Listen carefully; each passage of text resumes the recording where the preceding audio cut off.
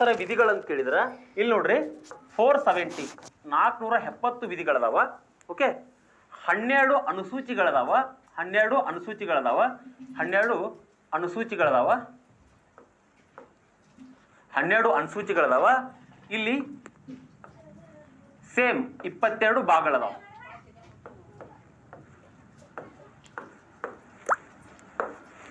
Okay, 22 ಭಾಗಗಳದಾವ. ಹಾಗಾದ್ರೆ ಇಲ್ಲಿ ಈ ರೀತಿ ಪ್ರಶ್ನೆಯನ್ನು ಕೇಳಿದಾಗ ನೀವೇನ್ ಮಾಡ್ಬೇಕು? ಆನ್ಸರ್ ಮಾಡಬೇಕಾಗ್ತದ. ಓಕೆ, ಹಾಗಾದ್ರೆ ಭಾರತ ಸಂವಿಧಾನ ರಚನೆ ಆದಾಗ ಎಷ್ಟು ಕಾಲಾವಧಿಯನ್ನ ತೆಗೆದುಕೊಳ್ತು? ಭಾರತದ ಸಂವಿಧಾನ ರಚನೆ ಆಗಲಿಕ್ಕೆ ಎಷ್ಟು ಕಾಲಾವಧಿಯನ್ನು ತೆಗೆದುಕೊಳ್ತು ಅಂತ ಹೇಳಿದ್ರೆ ಇಲ್ಲಿ ಮುಖ್ಯವಾಗಿ ನೋಡ್ರಿ 2 ವರ್ಷ 11 ತಿಂಗಳು 11 ತಿಂಗಳು. ಓಕೆ, 2 ವರ್ಷ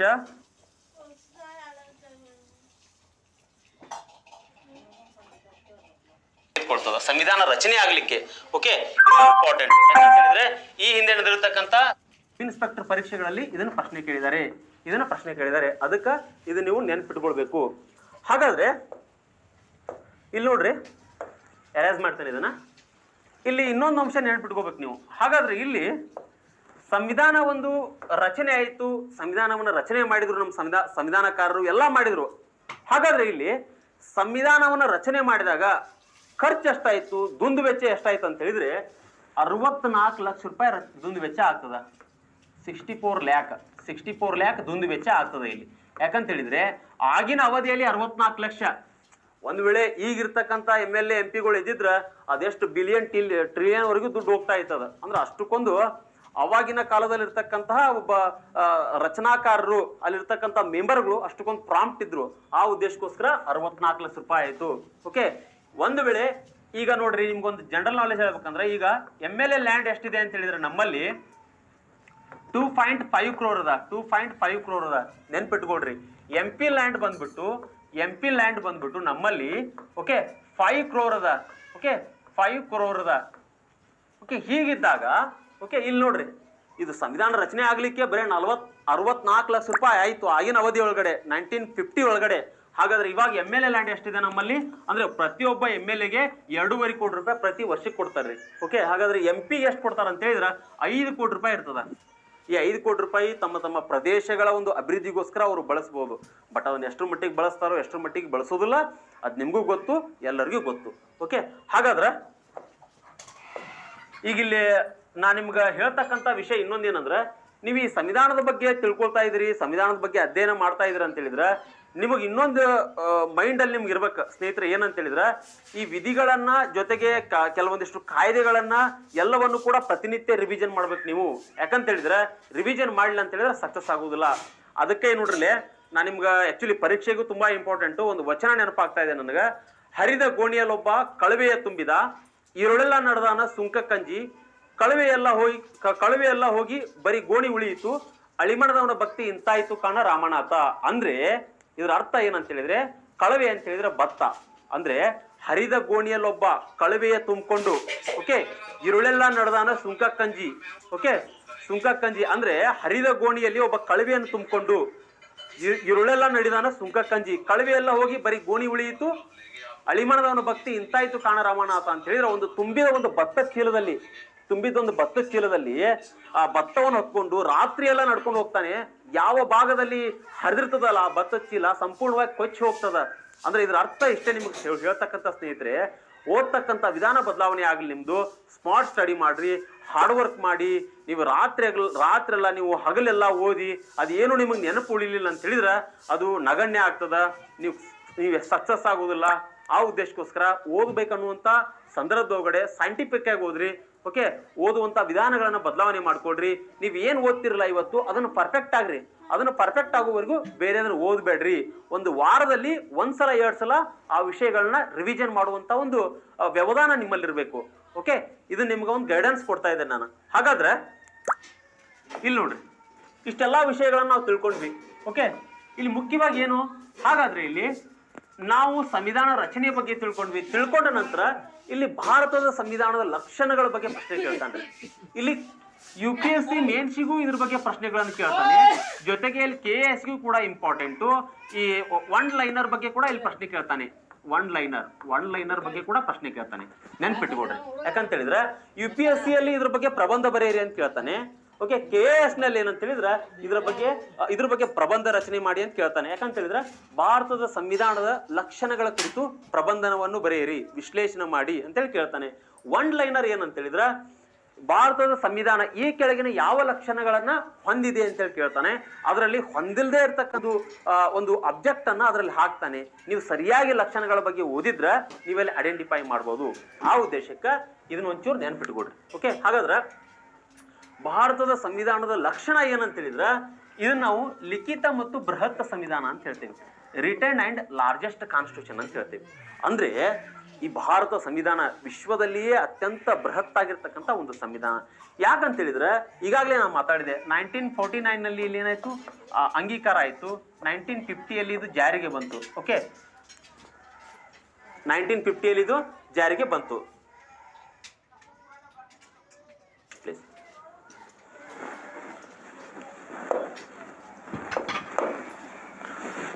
ಓಕೆ, 1950ರಲ್ಲಿ ಜಾರಿಗೆ ಬಂತಿದ್ದು. ಈ ರೀತಿಯಾಗಿ ಅಂದ್ರೆ ಒಂದು ಲಿಖಿತ ಮತ್ತು ಬೃಹತ್ ಸಂವಿಧಾನ ಅನ್ಲಿಕ್ಕೆ ಕಾರಣಗಳು ಹಲವಾರು ರೀತಿಯಾಗಿರ್ತಕ್ಕಂಥ ಕಾರಣಗಳನ್ನು ನಾವು ಕಾಣ್ತಾ ಹೋಗ್ತೀವಿ. ಅದ್ರ ಬಗ್ಗೆ ನಿಮ್ಗೆ ಹೇಳ್ತಾನೆ ಇಲ್ಲಿ, ಅದ್ರ ಬಗ್ಗೆ ಮಾತಾಡ್ತಾನೆ ಇಲ್ಲಿ. ಹಲವಾರು ರೀತಿಯಾಗಿರ್ತಕ್ಕಂಥ ಕಾರಣಗಳೇನಂದ್ರೆ ಇಲ್ಲಿ ಲಿಖಿತ ಸಂವಿಧಾನ ಅನ್ಲಿಕ್ಕೆ ಕಾರಣ ಏನು, ಓಕೆ, ಬೃಹತ್ ಸಂವಿಧಾನ ಅನ್ಲಿಕ್ಕೆ ಕಾರಣ ಏನಂತ ಹೇಳಿದ್ರೆ ಸ್ನೇಹಿತರೆ ಇಲ್ಲಿ ಮುಖ್ಯವಾಗಿ ನೆನ್ಪಿಟ್ಕೊಳ್ಬೇಕು ನೀವು. ಇಲ್ಲಿ ಲಿಖಿತ ಸಂವಿಧಾನ ಅಂತ ಹೇಳಿದ್ರೆ ಇವಾಗಲೇ ಹೇಳಿದೆ ನಾನು. ಅಂದ್ರೆ ಇಲ್ಲಿ ಏನ್ ಮಾಡಿದ್ರು, ಸಂವಿಧಾನ ರಚನಾಕಾರರು ಸಂವಿಧಾನವನ್ನು ರಚನೆ ಮಾಡೋದ್ರ ಮೂಲಕವಾಗಿ ನಮ್ಮ ಭಾರತೀಯರ ಜನರಿಗೆ ಏನಂತ ಹೇಳಿದ್ರೆ ಒಂದು ಲಿಖಿತವಾಗಿರ್ತಕ್ಕಂಥ ಒಂದು ದಾಖಲೆ ಇರ್ತಕ್ಕಂಥ ಒಂದು ಸಂವಿಧಾನವನ್ನು ನೀಡಬೇಕಂತೇಳಿ 1950ರಲ್ಲಿ ಇದನ್ನ ಒಂದು ಜಾರಿಯನ್ನು ತಂದ್ರು. ಜನವರಿ 26ರಂದು ಜಾರಿಗೆ ತಂದ್ರು. ಓಕೆ, ಆ ಮೂಲಕವಾಗಿ ನಮ್ಮ ಸಂವಿಧಾನದಲ್ಲಿ ಹಲವಾರು ವಿಷಯಗಳನ್ನ ಅಳವಡಿಸ್ಕೊಂಡಿವಿ ನಾವು. ಆದ್ರೆ ಇದು ಆಣೆಗಾತ್ರದ ಸಂವಿಧಾನ ಅಂದ್ರೆ ಬೃಹತ್ ಸಂವಿಧಾನ ಆಗ್ಲಿಕ್ಕೆ ಕಾರಣಗಳೇನಂತ ಹೇಳಿದ್ರೆ, ಆಣೆಗಾತ್ರದ ಸಂವಿಧಾನ ಬೃಹತ್ ಸಂವಿಧಾನ ಆಗ್ಲಿಕ್ಕೆ ಕಾರಣಗಳೇನಂತ ಹೇಳಿದ್ರೆ, ನಂಬರ್ 1 ಇಲ್ಲಿ ಏನಂದ್ರೆ ಹಿಸ್ಟೋರಿಕಲ್ ಫ್ಯಾಕ್ಟ್ಸ್ ಇಂಪಾರ್ಟೆಂಟ್ ಆಗ್ತದ್ರಲ್ಲಿ. ಹಿಸ್ಟೋರಿಕಲ್ ಫ್ಯಾಕ್ಟ್ಸ್ ಅಂದ್ರೆ ನಮ್ಮಲ್ಲಿ ಐತಿಹಾಸಿಕ ಕಾರಣಗಳು ಏನದಾವ ಅಂತ ಹೇಳಿದ್ರೆ ಇಲ್ಲಿ ತಿಳ್ಕೊಡ್ರಿ. ಒಂದೇನಂತ ಹೇಳಿದ್ರೆ ನಮ್ಮಲ್ಲಿ 1909ರ ಕಾಯ್ದೆ, 1919ರ ಕಾಯ್ದೆ, 1935ರ ಕಾಯ್ದೆ. ಓಕೆ, ಈ 3 ಕಾಯ್ದೆಗಳನ್ನ ನಾವು ಇಲ್ಲಿ ಏನ್ ಮಾಡಿದ್ವಿ ಕಾಣ್ತೇವಿ, ಐತಿಹಾಸಿಕ ಹಿನ್ನೆಲೆಯಲ್ಲೇ ನೋಡ್ಕೊಂಡ್ವಿ. ಹಾಗಾದ್ರೆ ಈ ಸಂವಿಧಾನದಲ್ಲಿ ಏನು ಬೃಹತ್ ಆಗ್ಲಿಕ್ಕೆ ಕಾರಣ ಏನಂದ್ರೆ ಈ ಕಾಯ್ದೆಗಳಲ್ಲಿ ಕೆಲವೊಂದಿಷ್ಟು ಅಂಶಗಳನ್ನ, 1919ರ ಕಾಯ್ದೆಗಳಲ್ಲಿ ಕೆಲವೊಂದಿಷ್ಟು ಅಂಶಗಳನ್ನ, 1935ರ ಕಾಯ್ದೆಗಳಲ್ಲಿ ಕೆಲವೊಂದಿಷ್ಟು ಅಂಶಗಳನ್ನ ಸಂವಿಧಾನದಲ್ಲಿ ಅಳವಡಿಸ್ಕೊಂಡಿವಿ ನಾವು. ಆ ಉದ್ದೇಶಕ್ಕೋಸ್ಕರ ಏನಾಯ್ತು, ಸಂವಿಧಾನ ಬ್ರಾಡ್ ಆಗ್ತಾ ಹೋಯಿತು. ಹಾಗಾದ್ರೆ ಇಲ್ಲಿ 1935ರ ಸಂವಿಧಾನವನ್ನು ನಾನು ಈಗಾಗಲೇ ಮಾತಾಡಿದೆ. ಇದನ್ನ ಏನಂತ ಕರಿತೇವೆ ನಾವು, ಮಿನಿ ಸಂವಿಧಾನ ಅಂತೇಳಿ ಕರಿತೀವಿ.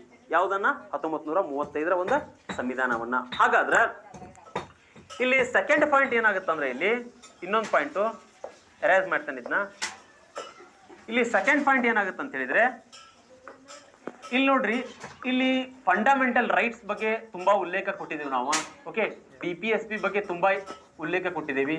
ಅಂದ್ರೆ ರಾಜ್ಯ ನಿರ್ದೇಶಕ ತತ್ವಗಳ ಬಗ್ಗೆ, ಫಂಡಮೆಂಟಲ್ ರೈಟ್ಸ್ ಬಗ್ಗೆ, ಈ ಮೂಲಭೂತ ಹಕ್ಕುಗಳನ್ನ ನಾವು ಸಂವಿಧಾನದ ಹೃದಯ ಅಂತ ಕರಿತೀವಿ. ಸಂವಿಧಾನದ ಹೃದಯ, ಹಾರ್ಟ್ ಆಫ್ ಇಂಡಿಯನ್ ಕಾನ್ಸ್ಟಿಟ್ಯೂಷನ್ ಅಂತೇಳಿ ಕರಿತೀವಿ ನಾವು. ಆ ಉದ್ದೇಶಕ್ಕೆ ಏನಾಗುತ್ತೆ ಅಂತ ಹೇಳಿದ್ರೆ ಈ ಮೂಲಭೂತ ಹಕ್ಕುಗಳನ್ನ ಅತಿ ಹೆಚ್ಚು ಅಂಶಗಳನ್ನ ಅಳವಡಿಸ್ಕೊಂಡಿದ್ದೇವೆ ನಾವು. ಯಾಕಂತ ಹೇಳಿದ್ರೆ ನಮ್ಮಲ್ಲಿ ಹಕ್ಕುಗಳ ಬಗ್ಗೆ ಕಾನ್ಸೆಪ್ಟ್ ಇರಲೇ ಇಲ್ಲ ಈ ಹಿಂದ್ಗಡೆ. ಬಟ್ ಸಂವಿಧಾನ ರಚನಾಕಾರರು ಹಕ್ಕುಗಳ ಬಗ್ಗೆ ಜನರಿಗೆ ಜಾಸ್ತಿ ಅದ್ರ ಬಗ್ಗೆ ಏನಂತ ಹೇಳಿದ್ರೆ ಒಲವನ್ನು ತೋರಿಸಿ ಪ್ರತಿಯೊಬ್ಬ ವ್ಯಕ್ತಿ ಕೂಡ ಜೀವಿಸ್ತಕ್ಕಂಥ ಹಕ್ಕು, ಪ್ರತಿಯೊಬ್ಬ ವ್ಯಕ್ತಿ ಕೂಡ ವಾಕ್ ಸ್ವಾತಂತ್ರ್ಯ ಮುಂತಾದ ವಿಷಯಗಳನ್ನು ಏನಂತ ಹೇಳಿದ್ರೆ ಸಂವಿಧಾನದಲ್ಲಿ ಅಳವಡಿಸ್ಕೊಂಡ್ರು. ಓಕೆ, ಆ ಮೂಲಕವಾಗಿ ನೇರವಾಗಿ ಸುಪ್ರೀಂ ಕೋರ್ಟ್ ಸಹಿತ ಹೋಗ್ಬೋದು, ಸುಪ್ರೀಂ ಕೋರ್ಟ್ ಮತ್ತು ಹೈಕೋರ್ಟ್ಗೆ. ಅಂದ್ರೆ ಅಷ್ಟೊಂದು ಮೂಲಭೂತ ಹಕ್ಕುಗಳು ಅಷ್ಟೊಂದು ಪರಿಣಾಮಕಾರಿಯಾಗಿರ್ತಕ್ಕಂಥ ಹಕ್ಕುಗಳಾಗ್ತವೆ. ಆಮೇಲೆ ರಾಜ್ಯ ನಿರ್ದೇಶಕ ತತ್ವಗಳನ್ನ, ಆ ಎಲ್ಲಾ ವಿಚಾರಗಳನ್ನ ನಾವು ಅಳವಡಿಸಿಕೊಂಡಿದ್ದರ ಪರಿಣಾಮ ಏನಂತ ಹೇಳಿದ್ರೆ ನಮ್ಮ ಸಂವಿಧಾನ ಅತ್ಯಂತ ಬ್ರಾಡ್ ಸಂವಿಧಾನ ಆಯ್ತು. ಅತ್ಯಂತ ಬೃಹತ್ ಆಗಿರ್ತಕ್ಕಂಥ ಆಣೆಗಾತ್ರದ ಸಂವಿಧಾನ ಆಯ್ತು. ಈಗ ಮೂರನೇದು ಏನಂತ ಹೇಳಿದ್ರೆ ಇಲ್ಲಿ ಮೂರನೇ ಪಾಯಿಂಟ್ ಏನಂತ ಹೇಳಿದ್ರೆ ಇಲ್ಲಿ ಒಂದು ಸಮಾಜದಿಂದ ತುಳಿತಕ್ಕೊಳಗಾಗಿರ್ತಕ್ಕಂಥ ವರ್ಗ, ಸಮಾಜದ ತುಳಿತಕ್ಕೊಳಗಾದ ವರ್ಗ, ತುಳಿತಕ್ಕೆ ಒಳಗಾದ ವರ್ಗ. ಅಂದ್ರೆ ಇಲ್ಲೇನಾಗುತ್ತೆ, ಶತಮಾನಗಳಿಂದಲೂ ಸಹಿತ ಏನಾಗುತ್ತೆ, ನಮ್ಮಲ್ಲಿ ಬಿಫೋರ್ ಇಂಡಿಪೆಂಡೆನ್ಸ್ ನಮ್ಮಲ್ಲಿ ಏನಾಗಿರುತ್ತೆ, ಜಾತಿ ವ್ಯವಸ್ಥೆ ಅಷ್ಟೊಂದು ಸಮೃದ್ಧವಾಗಿರ್ಲಿಲ್ಲ. ನಮ್ಮಲ್ಲಿ ಏನಾಗಿತ್ತು, ಇಲ್ಲಿ ದಲಿತರಂತೇಳಿ ಮಾತಾಡ್ತೀವಿ, ಹಿಂದುಳಿದ ವರ್ಗ, ಈ ರೀತಿ ಅಸ್ಪೃಶ್ಯರು, ಈ ರೀತಿ ಮುಂತಾದ ವರ್ಗಗಳನ್ನ ನಾವೇನ್ ಮಾಡಿದ್ವಿ, ಕಡೆಗಣಿಸಿ ಬಿಟ್ಟಿದ್ವಿ. ಹಾಗಾಗಿ ನಮ್ಮ ಆಧುನಿಕ ಮನು ಅಂತೇಳಿ ನಾವೇನ್ ಕರಿತೀವಲ್ಲ, ಡಾಕ್ಟರ್ BR ಅಂಬೇಡ್ಕರ್ ಅವರು, ನಾನು ಅನುಭವಿಸಿರ್ತಕ್ಕಂಥ ನೋವನ್ನ ನನ್ನ ಮುಂದಿನ ಜನಾಂಗ ಅನುಭವಿಸಬಾರ್ದು ಅನ್ನೋ ಉದ್ದೇಶಕ್ಕೋಸ್ಕರ ಈ ಒಂದು SC ST OBC ವರ್ಗದವರಿಗೆ ಏನಂತ ಹೇಳಿದ್ರೆ ಹಲವಾರು ರೀತಿಯಾಗಿರ್ತಕ್ಕಂಥ ಒಂದು ಸೌಲಭ್ಯಗಳನ್ನ ನಮ್ಮ ಸಂವಿಧಾನದಲ್ಲಿ ಅಳವಡಿಸ್ಕೊಂಡ್ರು. ಆ ಉದ್ದೇಶಕ್ಕೋಸ್ಕರ ಸಂವಿಧಾನ ಏನಾಯ್ತು ಅಂತ ಹೇಳಿದ್ರೆ ಅತಿ ದೊಡ್ಡದಾಗಿರ್ತಕ್ಕಂಥ ಸಂವಿಧಾನ ಆಯ್ತು, ಆಣೆಗಾತ್ರದ ಸಂವಿಧಾನ ಆಯ್ತು. ಒಂದ್ ನೆನ್ಪಿಟ್ಕೊಡ್ರಿ, ನಾನಿಲ್ಲಿ ಯಾವಾಗಲೇ ಏನ್ ಮಾಡಿದೆ ಅಂತ ಹೇಳಿದ್ರೆ ದಲಿತರು ಅನ್ನುವಂತ ಒಂದು ವರ್ಡ್ ಅನ್ನ ಯೂಸ್ ಮಾಡಿದೆ. ಇದ್ರ ಬಗ್ಗೆ ಏನಂತ ಹೇಳಿದ್ರೆ ಬಾಂಬೆ ಹೈಕೋರ್ಟ್ ಒಂದು ತೀರ್ಪು ನೀಡಿದೆ. ಬಾಂಬೆ ಹೈಕೋರ್ಟ್ ಒಂದು ತೀರ್ಪು ನೀಡಿದೆ. ಏನಂತ ಹೇಳಿದ್ರೆ ಯಾವುದೇ ಕಾರಣಕ್ಕೂ ದಲಿತರು ಅನ್ನುವಂತ ಒಂದು ವರ್ಡ್ ಅನ್ನ ಯಾರು ಕೂಡ ಬಳಸುವಂಗಿಲ್ಲ, ಬಳಸಬಾರ್ದು ಅನ್ನುವಂತ ಒಂದು ತೀರ್ಪನ್ನ ಬಾಂಬೆ ಹೈಕೋರ್ಟ್ ಕೊಡ್ತದ. ಯಾಕಂತ ಹೇಳಿದ್ರೆ ಇಲ್ಲಿ ಪಂಕಜ್ ಅನ್ನುವಂತ ಒಬ್ಬ ವ್ಯಕ್ತಿ PIL ಸಲ್ಲಿಸ್ತಾನೆ. ಯಾರಿಗೆ? ಬಾಂಬೆ ಹೈಕೋರ್ಟ್ಗೆ. ಯಾಕಂತ ಹೇಳಿದ್ರೆ ದಲಿತರು ಅನ್ನುವಂಥ ವರ್ಡ್ ಸೂಕ್ತವಾಗಿರ್ತಕ್ಕಂಥದ್ದಲ್ಲ, ನಮ್ಮ ಒಂದು ಜನಾಂಗಕ್ಕೆ ಅದೇನೋ ನೋವನ್ನು ಉಂಟು ಮಾಡ್ತಾ ಇದೆ, ಆ ಉದ್ದೇಶಕ್ಕೆ ಅದನ್ನು ಬಳಸಬಾರ್ದು ಅನ್ನುವಂಥ ಒಂದು ಮಾತನ್ನ, ಸಂದೇಶವನ್ನ ಪಂಕಜ್ ಹೇಳ್ತಾನೆ. ಅದಕ್ಕೆ ಬಾಂಬೆ ಹೈಕೋರ್ಟ್ ಕೂಡ ಪುಷ್ಟಿ ಕೊಡ್ತದ. ಆ ಮೂಲಕವಾಗಿ SC ST ಅಂತೇಳಿ ನೀವು ಬಳಸ್ಬೋದು, SC ST ಅಂತೇಳಿ ನೀವು ಬಳಸ್ಬೋದು, ಬಟ್ ದಲಿತರು ಅಂತೇಳಿ ಬಳಸುವಂಗಿಲ್ಲ. ಇಂಥ ವಿಷಯಗಳನ್ನ ನೀವೇನಂತ ಹೇಳಿದ್ರೆ KS ಮೇನ್ಸ್ಗಳಲ್ಲಿ ಬರೆಯುವಾಗ ಹಾಕಿದ್ರೆ ಅತಿ ಹೆಚ್ಚು ಅಂಕಗಳನ್ನ ಪಡೆದುಕೊಳ್ಬಹುದು. ಇನ್ನು ಎರಡನೇ ಅಂಶ ಏನಂತ ಹೇಳಿದ್ರೆ ನಾವು ಫೆಡರಲ್ ಸಿಸ್ಟಮ್ ಅಂತೇಳಿ ಮಾತಾಡ್ತೀವಿ, ಸಂಯುಕ್ತ ವ್ಯವಸ್ಥೆ ಅಂತೇಳಿ ಮಾತಾಡ್ತೀವಿ ನಾವು. ಅಂದ್ರೆ India as a federal country. Federal ಅಂತ ಹೇಳಿದ್ರೆ ಏನು? ಸಂಯುಕ್ತ. ಇದಕ್ಕೆ ನಾವು ಒಕ್ಕೂಟ ವ್ಯವಸ್ಥೆ ಅಂತೇಳಿ ಸಹಿತ ಕರಿತೀವಿ. ಒಕ್ಕೂಟ ವ್ಯವಸ್ಥೆ ಅಂತೇಳಿ ಕರಿತೀವಿ ನಾವು.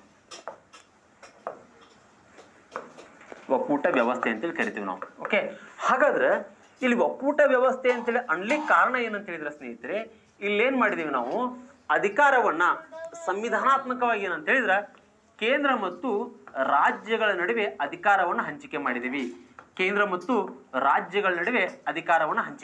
ನಾವು ಆ ಉದ್ದೇಶಕ್ಕೋಸ್ಕರ ಇದು ಸಂವಿಧಾನಾತ್ಮಕವಾಗ್ಯದ. ಸಂವಿಧಾನಬದ್ಧವಾಗಿಯೇ ಕೇಂದ್ರ ಮತ್ತು ರಾಜ್ಯಗಳ ನಡುವೆ ಅಧಿಕಾರ ಹಂಚಿಕೆ ಮಾಡಿದಕ್ಕೆ ನಾವೇನ್ ಕರೆದ್ವಿ, ಇದನ್ನ ಸಂಯುಕ್ತ ಪದ್ಧತಿ ಅಂತೇಳಿ ಕರೆದ್ವಿ. ಅದಕ್ಕಿಂತ ಬಿಫೋರ್ ಏನಂತ ಹೇಳಿದ್ರೆ ಇಲ್ಲಿ ಈ ಸಂಯುಕ್ತ ಪದ್ಧತಿಯನ್ನ ಬ್ರಿಟಿಷರು ಏನ್ ಮಾಡಿದ್ರು, 1773 1773 ಆಕ್ಟ್ ನಲ್ಲಿಯೇ ತಂದಿದ್ರು. ಆ ಆಕ್ಟ್ ನಲ್ಲಿ ಏನಾಗಿತ್ತು, ಕೇಂದ್ರೀಕೃತ ಒಂದು ಆಡಳಿತ ಪದ್ಧತಿಯನ್ನ ಬ್ರಿಟಿಷರು ತಗೊಂಬಂದಿದ್ರು. ನಾನು ಈಗಾಗಲೇ ಮಾತಾಡಿದೆ ಅದ್ರ ಬಗ್ಗೆ. ಕೇಂದ್ರೀಕೃತ ಆಡಳಿತ ಪದ್ಧತಿಯನ್ನ ತಗೊಂಬಂದಿದ್ರು. ಆದ್ರೆ ಕೊನೆಯದಾಗಿ ಬ್ರಿಟಿಷರು ಜಾರಿಗೆ ತಂದಿರತಕ್ಕಂಥ ಕಾಯ್ದೆ 1935 ಕಾಯ್ದೆ. ಈ 1935 ಕಾಯ್ದೆಯಲ್ಲಿ ಏನಾಗುತ್ತಂದ್ರೆ ಬ್ರಿಟಿಷರು ಡ್ಯುಯಲ್ ಸಿಸ್ಟಮ್ ಅನ್ನ ಜಾರಿಗೆ ತಗೊಂಡ್ಬರ್ತಾರೆ. ಇಟ್ ಮೀನ್ಸ್ ಒಕ್ಕೂಟ ವ್ಯವಸ್ಥೆಯನ್ನ ಜಾರಿಗೆ ತಗೊಂಡ್ಬರ್ತಾರೆ. ಫೆಡರಲ್ ಸಿಸ್ಟಮ್, ಒಕ್ಕೂಟ ವ್ಯವಸ್ಥೆಯನ್ನ ಜಾರಿಗೆ ತಗೊಂಡ್ಬರ್ತಾರೆ ಬ್ರಿಟಿಷರು. ಆ ಮೂಲಕವಾಗಿ ಏನಾಗುತ್ತೆ, ನಮ್ಮಲ್ಲಿ ಕೇಂದ್ರ ಪಟ್ಟಿ, ರಾಜ್ಯ ಪಟ್ಟಿ, ಓಕೆ, ಆಮೇಲೆ ಸಮವರ್ತಿ ಪಟ್ಟಿ, ಈ ರೀತಿ 3 ಪಟ್ಟಿಗಳನ್ನ ಮಾಡ್ತಾರೆ. ಹಾಗಾದ್ರೆ ಇದರ ಮೂಲ ಯಾರಿಗೆ ಸಲ್ಲಬೇಕಂತ ಹೇಳಿದ್ರೆ ಬ್ರಿಟಿಷರಿಗೆ ಸಲ್ಲಬೇಕು. ನಮ್ಮಲ್ಲಿ ಸಂಯುಕ್ತ ಸರ್ಕಾರ ವ್ಯವಸ್ಥೆಯ ಪ್ರಕಾರ ನಾವೇನ್ ಮಾಡಿದೀವಿ, ಕೇಂದ್ರದಲ್ಲಿ ಕೇಂದ್ರ ಪಟ್ಟಿಯನ್ನು ಅಳವಡಿಸ್ಕೊಂಡಿದ್ದೀವಿ, ರಾಜ್ಯದಲ್ಲಿ ರಾಜ್ಯ ಪಟ್ಟಿ ಇದೆ, ಆಮೇಲೆ ಸಮವರ್ತಿ ಪಟ್ಟಿ. ಅಂದ್ರೆ ಸಮವರ್ತಿ ಪಟ್ಟಿ ಅಂತ ಹೇಳಿದ್ರೆ ಇಲ್ಲಿ ಕೇಂದ್ರನೂ ಕಾಯ್ದೆಗಳನ್ನು ಮಾಡಬಹುದು, ರಾಜ್ಯನೂ ಕಾಯ್ದೆಗಳನ್ನು ಮಾಡಬಹುದು. ಫಾರ್ ಎಕ್ಸಾಂಪಲ್ ಎಜುಕೇಶನ್ ಅನ್ನುವಂತ ಒಂದು ವಿಷಯ, ಆ ವಿಷಯದ ಮೇಲೆ ರಾಜ್ಯ ಸರ್ಕಾರನೂ ಕೂಡ ಕಾಯ್ದೆ ಕಾನೂನುಗಳನ್ನು ಮಾಡಬಹುದು, ಕೇಂದ್ರ ಸರ್ಕಾರನೂ ಕಾಯ್ದೆ ಕಾನೂನುಗಳನ್ನು ಮಾಡಬಹುದು. ಹಾಗಾದ್ರೆ ಇಲ್ಲಿ ಒಂದು ವಿಷಯ ನೆನ್ಪಿಟ್ಕೊಡ್ರಿ, ನಾನು ಈಗಾಗಲೇ ಹಲವಾರು ಸಾರಿ ಇದ್ರ ಬಗ್ಗೆ ವಿಚಾರಗಳನ್ನು ಅಭಿವ್ಯಕ್ತಪಡಿಸಿದ್ದೇನೆ. ನಮ್ಮಲ್ಲಿ ವಿಯರ್ ಅಂತಕ್ಕಂಥ ಒಬ್ಬ ವ್ಯಕ್ತಿ, ವಿಯರ್, ಓಕೆ, ಇವನ್ ಏನ್ ಮಾಡ್ತಾನೆ, India as a quasi federal ಅಂತ ಹೇಳ್ತಾನೆ. ಕ್ವಾಸಿ ಫೆಡರಲ್ ಅಂತ ಹೇಳ್ತಾನೆ. ಅಂದ್ರೆ ಕ್ವಾಸಿ ಫೆಡರಲ್ ಅಂತ ಹೇಳಿದ್ರೆ ಸ್ನೇಹಿತರೆ ನೆನ್ಪಿಟ್ಕೊಡ್ರಿ, ಇಲ್ಲಿ ಅರೆ ಒಕ್ಕೂಟ ಅಂತ ಹೇಳಿ ಕನ್ನಡದಲ್ಲಿ ಕರಿತೀವಿ ಇದನ್ನು ನಾವು. ಕ್ವಾಸಿ ಫೆಡರಲ್ ಮೀನ್ಸ್ ಅರೆ ಒಕ್ಕೂಟ ಅಂತ ಹೇಳಿ ಕರಿತೀವಿ. ಅಂದ್ರೆ ಏನಾಗುತ್ತೆ ಈ ಸಂಯುಕ್ತ ವ್ಯವಸ್ಥೆಯಲ್ಲಿ ಏನಾಗುತ್ತೆ ಅಂತ ಹೇಳಿದ್ರೆ ಮುಖ್ಯವಾಗಿ ಕೇಂದ್ರದ ಒಂದು ಪವರ್ ಜಾಸ್ತಿ ಕಾಣ್ತೇವೆ ನಾವು. ಕೇಂದ್ರದ ಒಂದು ಪವರ್ ಜಾಸ್ತಿ ಕಾಣ್ತೇವೆ. ಯಾಕೆ ಹೇಳ್ತಾ ಇದ್ದೇನೆ ಅಂತ ಹೇಳಿದ್ರೆ ಈ ವಿಚಾರವನ್ನು ನಾನಿಲ್ಲಿ ಈ ಸಂಯುಕ್ತ ವ್ಯವಸ್ಥೆಯಲ್ಲಿ ಏನಾಗುತ್ತೆ ಈ ಒಂದು ನಮ್ಮಲ್ಲಿ ವಿಯರ್ ಅಂತಕ್ಕಂಥ ವ್ಯಕ್ತಿ ಕ್ವಾಸಿ ಫೆಡರಲ್ ಅನ್ನುವಂಥ ಪದವನ್ನು ಯಾಕೆ ಬಳಕೆ ಮಾಡಿದ ಅಂತ ಹೇಳಿದ್ರೆ ಇಲ್ಲಿ ಏನಾಗುತ್ತೆ ಕೇಂದ್ರ ಸರ್ಕಾರ ಏನಾಗುತ್ತೆ ಕೆಲವು ಸಂದರ್ಭದಲ್ಲಿ ಡಾಮಿನೆಂಟ್ ಆಗ್ತದೆ ನಮ್ಮಲ್ಲಿ. ಫಾರ್ ಎಕ್ಸಾಂಪಲ್ ನೀವು ಗಮನಿಸ್ಬೋದು, ಇಲ್ಲಿ ರಾಷ್ಟ್ರಪತಿಯ ಒಂದು ಆಳ್ವಿಕೆ ಸಂದರ್ಭದಲ್ಲಿ ರಾಜ್ಯಪಾಲರ ನೇಮಕ ಮಾಡ್ತಕ್ಕಂಥ ಒಂದು ಸಂದರ್ಭವನ್ನು ನೀವು ನೋಡ್ಬೋದು. ಅಲ್ಲಿ ಆಡಳಿತ ಇರತಕ್ಕಂಥ ಪಕ್ಷ ಏನ್ ಮಾಡುತ್ತೆ, ತನಗೆ ಸೂಕ್ತ ಅನಿಸಿರ್ತಕ್ಕಂಥ ವ್ಯಕ್ತಿಯನ್ನ ಅಲ್ಲಿ ರಾಜ್ಯಪಾಲರನ್ನ ಯಾವ ರಾಜ್ಯಗಳಲ್ಲಿ ತಮ್ಮ ಒಂದು ಪಕ್ಷದ ಒಂದು ಆಳ್ವಿಕೆ ಇದೆಯಲ್ಲ ಅಲ್ಲಿ ಏನ್ ಮಾಡುತ್ತೆ ತಮಗೆ ಬೇಕಾಗಿರ್ತಕ್ಕಂಥ ವ್ಯಕ್ತಿಯನ್ನ ರಾಜ್ಯಪಾಲರನ್ನಾಗಿ ನೇಮಕ ಮಾಡ್ತದ.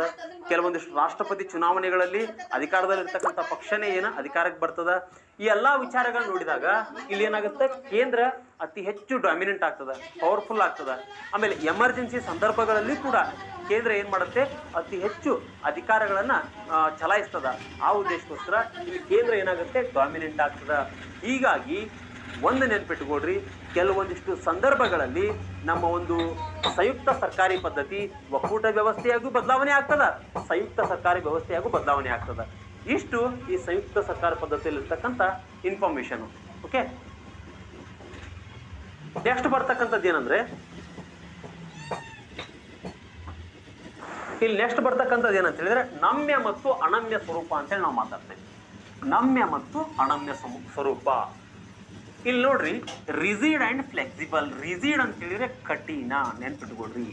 ಓಕೆ, ಕಠಿಣ. ಇಲ್ಲಿ ಸರಳ. ಅಂದ್ರೆ ನಮ್ಮಲ್ಲಿ ಏನ್ ಮಾಡಿದೇವೆ ನಾವು ಸಂವಿಧಾನದ ಒಂದು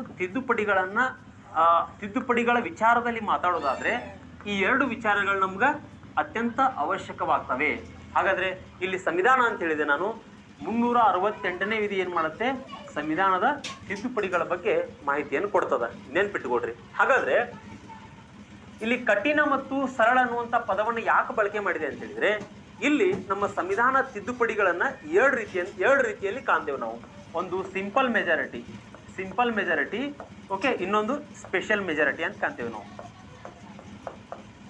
ಸ್ಪೆಷಲ್ ಮೆಜಾರಿಟಿ ಅಂತ ಕಾಣ್ತೇವೆ.